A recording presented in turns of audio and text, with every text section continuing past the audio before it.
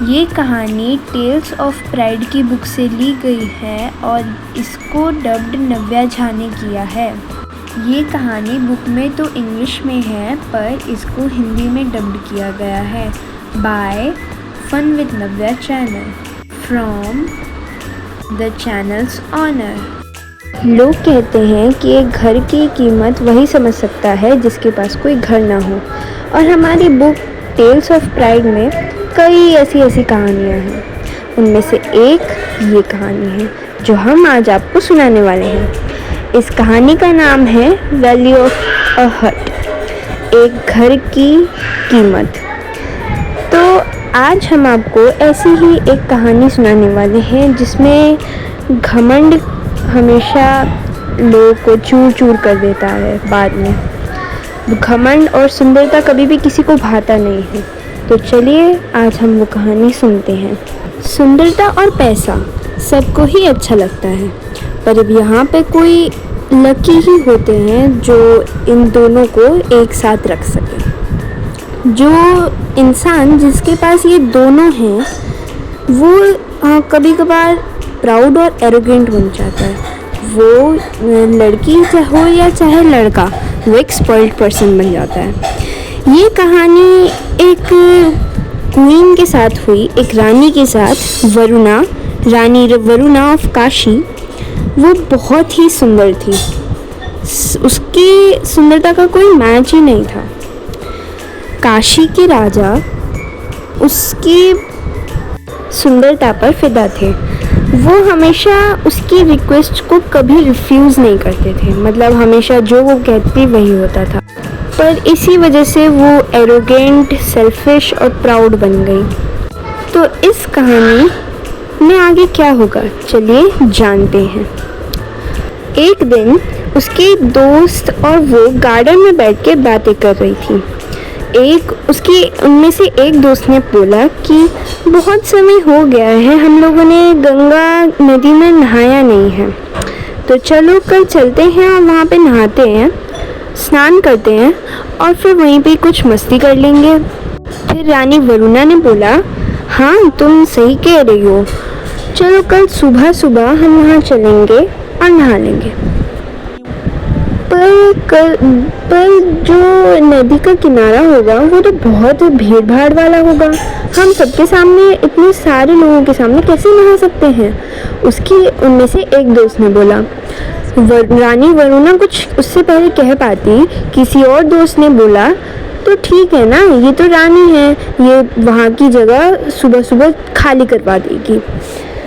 और इसी पे रानी वरुणा ने बोला, हाँ ये कोई बड़ी बात नहीं है, मैं अपने सैनिकों को ऑर्डर देके वो जगह खाली करवा लूँगी सुबह में। तो अपने सिपाही को आवाज़ लगाई। वहाँ पे जल्दी तुरंत ही एक सैनिक खड़ा हो गया उसके सामने। उसने उसको स्ट्रिक्टली बोला कि कल सुबह हम जा रहे हैं गंगा नदी में स्नान करने, हमें वो जगह पूरी फ्री चाहिए।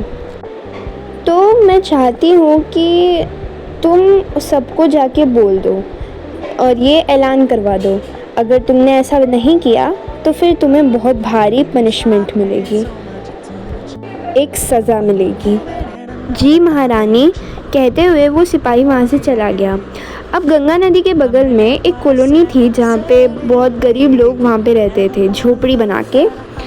तो अब ये एक रानी का ऑर्डर था रिवर बैंक खाली करने के लिए, रिवर का किनारा, गंगा नदी का किनारा खाली करने के लिए। अब जैसा कि ये रानी का ऑर्डर था तो कोई इसे मना नहीं कर सकता था। अब सारे गरीब लोगों को भी बोला गया था कि यहाँ से खाली करो। सबसे पहले तो उन्होंने मना कर दिया कि नहीं, हम यहाँ से कहाँ जाएंगे, हमारे पास कोई घर नहीं है, उन्होंने मना कर दिया पहले। पर जब सैनिक थोड़े ढीठ या फिर स्ट्रिक्ट बने तब उन्हें अपनी जगह छोड़ के कहीं और जाना पड़ा। फिर अगली सुबह रानी वरुणा और उसके दोस्त नदी के किनारे पहुंच चुके अपनी पालकी में। वो अपनी पालकी से उतरे और नदी के अंदर गए और नहाना शुरू कर दिया। वो वहाँ का वेदर बहुत ही ठंडा ठंडा था, ठंडी हवा चल रही थी।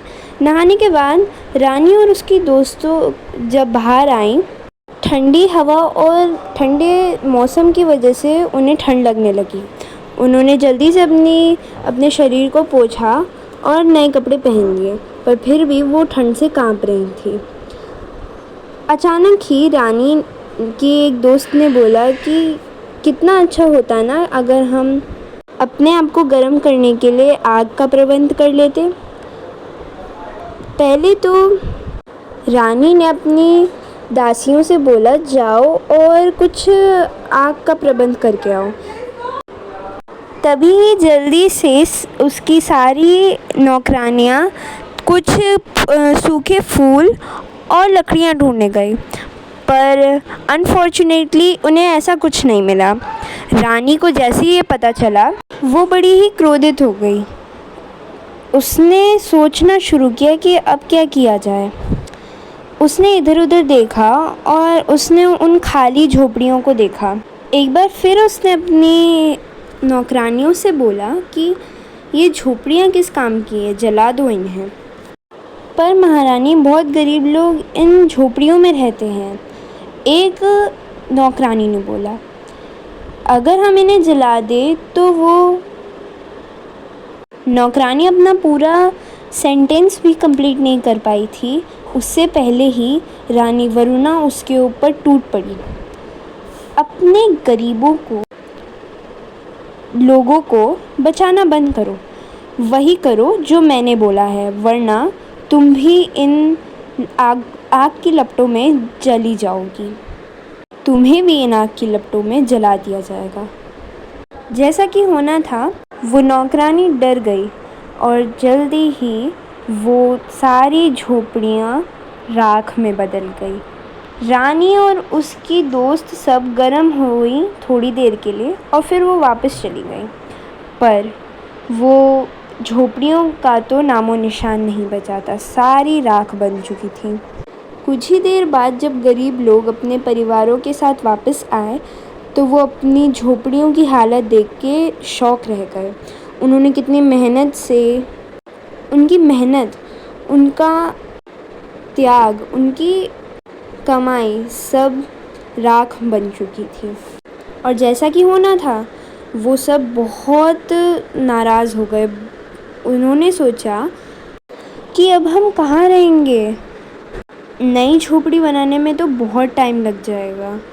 बहुत देर सोचने के बाद उन्होंने सोचा कि अब हम इस बात की शिकायत करेंगे महाराज को। कुछ ही देर में राजसभा शुरू हुई। सारे के सारे गरीब लोग किंग से मिलने आए, राजा से मिलने आए।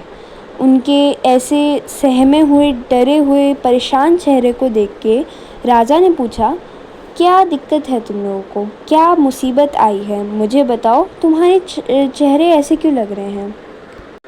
महाराज, हम गंगा नदी के किनारे अपनी झोपड़ियों में रहते थे, पर आज कुछ विचित्र घटना घटी वहाँ पे। हम यहाँ पे उस बात की कंप्लेन लेके आए हैं, हमें जस्टिस चाहिए। डरो नहीं, तुम मुझे अपनी प्रॉब्लम बताओ, मैं हूँ ना यहाँ पे इंसाफ करने के लिए। ये महाराज ने उन सब को बोला। महाराज, हमारी जो झोपड़ियाँ थी वो राख में बन चुकी हैं।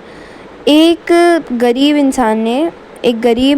आदमी ने दुखी और डर में बोला, कैसे, किसकी हिम्मत हुई इतना बदतमीज़ी वाला काम करने की। राजा ने पूछा, महाराज, ये काम, वो गरीब आदमी बोलने से पहले बहुत डरा हुआ था। डर के मारे तो वो बोल भी नहीं पा रहा था। डरो नहीं, कुछ भी एकदम खुल के बोलो, सच तो सच होता है ना, मैं तुम्हारा इंसाफ ज़रूर करूँगा। ये एक राजा का वादा है। राजा ने बोला, नहीं महाराज, वो इंसान बहुत हकला रहा था। आपको हमारी सुरक्षा का पहले ध्यान रखना होगा। उस आदमी ने दोनों हाथ जोड़ के बोला, ठीक है, मैं तुम्हारी सुरक्षा का ध्यान रखूँगा अपनी तरफ से। मैं ज़रूर पनिश करूँगा जिसने भी ये बदतमीज़ी वाला काम किया है। राजा के शब्द सुनते ही एक गरीब आदमी आगे आया और उसने बोला, महाराज, हमारी झोपड़ियाँ रानी वरुणा के ऑर्डर पे जलाई गई हैं। क्या बकवास! क्या तुम लोगों को पता है तुम लोग क्या बात कर रहे हो? प्रधानमंत्री ने बोला। क्या तुम पागल हो गए हो? तुम्हारी हिम्मत कैसे हुई हमारी रानी के बारे में कुछ कहने की? एक दरबारी बोला। प्लीज़ चुप हो जाओ तुम दोनों इसको डरा रहे हो। तुम लोग ऐसे कर रहे हो कि तुम दबाव डाल रहे हो ये शिकायत ना बोलने की, राजा ने बोला। पर महाराज, मैं तो प्रधानमंत्री अपनी पूरी बात करता ही कि उससे पहले राजा ने बीच में टोक दिया और बोला, ये लोग एक शिकायत लेके आए हैं रानी के ऊपर, मेरी पत्नी के ऊपर। तुम्हें इसके बीच में घुसने की कोई ज़रूरत नहीं है।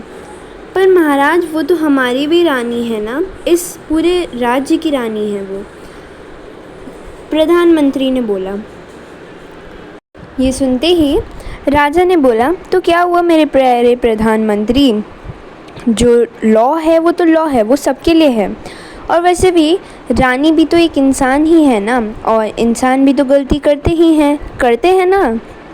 ये कहते ही राजा ने एक लंबी सांस ली और फिर ऑर्डर दिया, सेनापति, यहाँ पे रानी को मेरे सामने लेके आओ अभी जल्दी से कोर्ट में।